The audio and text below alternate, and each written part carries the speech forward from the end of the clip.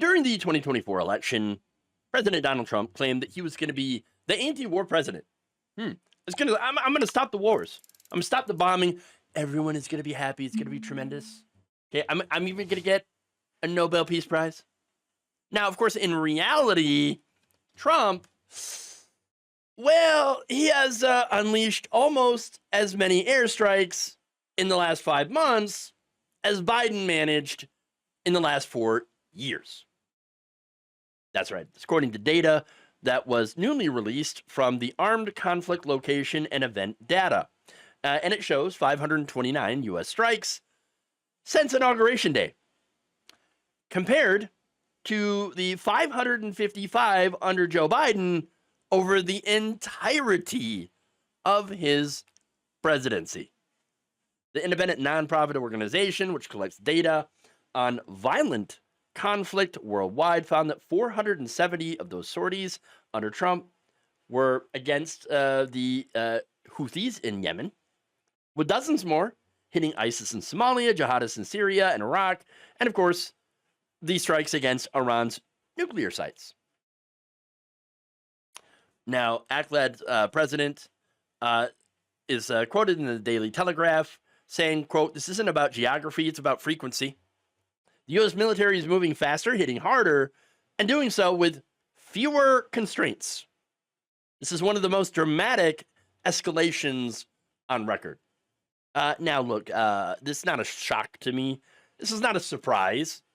Anybody who remembers, and I know it seems so long ago, the first Trump administration, he did the same thing.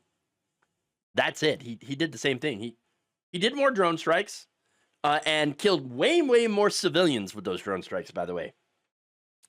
I mean, at one point, he literally dropped the Moab on Afghanistan. Stands for mother of all bombs. So you can't really call yourself the peace president when you're dropping Moabs on people. And yet, for some reason, there are people out there like, oh, he's the anti-war president. He's going to make sure that everything is peaceful, and it's going to be great. Now, whereas all those Kamala Harris, she's going to get us into wars, war with Russia, war with Trump is now sending weapons to Ukraine.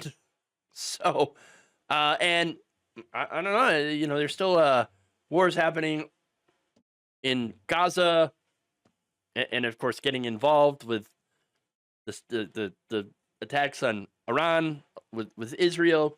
I don't know, man. It doesn't seem like he's an anti-war person at all. It seems like he's constantly blowing the shit out of other countries. Weird. Now, this time, of course, he has dropped bunker busters on Iran, nearly got us into a war there. And so, I don't know. I'm not really buying this whole peace through strength thing, which is what he was saying. Oh, yeah, peace through strength. And we're going to measure our success by the wars we don't get into, as he is blowing the shit out of other countries. Yeah, like Yemen, which, according to The Guardian, endured more U.S. ordnance this spring than in any comparable period since 2002, with a cost to the taxpayer of more than $1 billion. Yeah, but it was not that, but it was the attacks on Iran that might have pushed some in his base over the line, okay?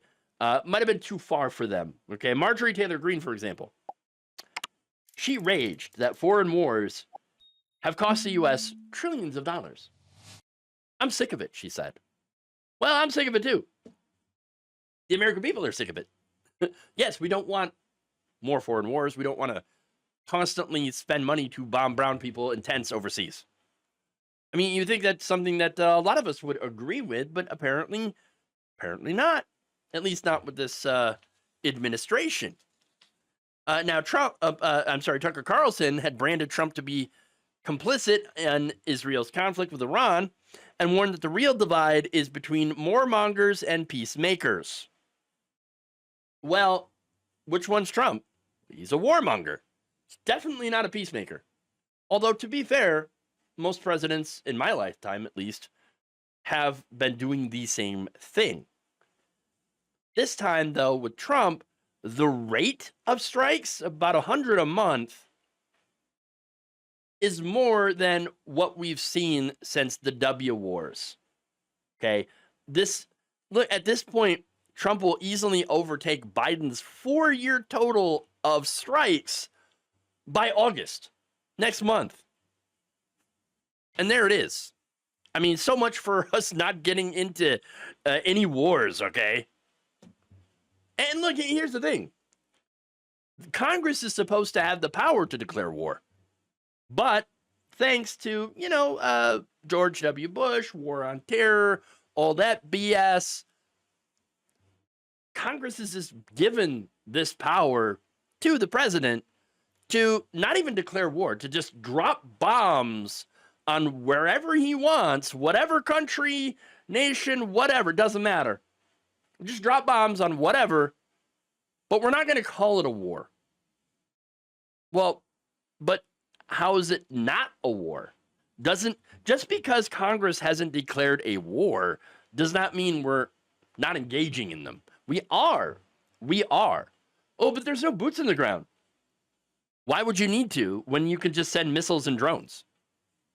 That's what war is now these days. Our wars, at least in our situation, they're not about attacking and taking over and holding territory. Okay, not like the invasion of Ukraine by Russia, not like Israel that is trying to take Gaza. So it is different in that context. Our wars are not about territory. It's about Western hegemony.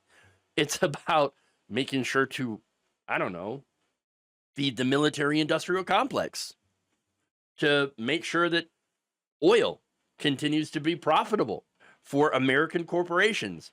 And not only that, but having our weapons manufacturers continue to get fat contracts. That's really what our wars are about. And so, of course, you don't need to have boots on the ground in that. But it is still as much of a war.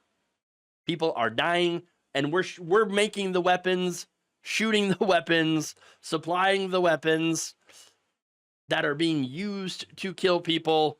And so, yes, we are responsible for that. Our government is. And when you look at how much conflict we've been involved in, it seems like we've been at war for my entire life. I'm 41. Okay, I'm going to be 42 this year. And I think this country has been at war for as long as I've been alive. And that is super messed up. But again, under Trump, it's gotten worse. It was already bad before. Now it's worse. I don't know how people cannot see that and cannot be like, okay, yes, it was bad before, but now Trump has taken the gloves off. There are more civilian casualties. There's more bombings. And again, already in the first 5 months, Trump has beaten the record of strikes and bombings and probably civilian casualties. Then, it's beaten Biden and his record. And so that right there, I mean, it should be a wake-up call.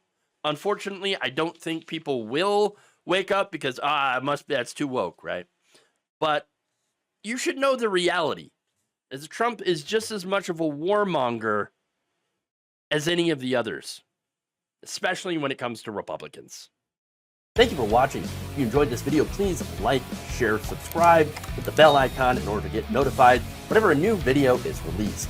And if you want to support independent, progressive media through this difficult time where it seems like everybody is shutting down, you can become a member on our YouTube page, you can become a subscriber on Facebook, or you can go to my Patreon. It's patreon.com/Jeff Waldorf. Thank you.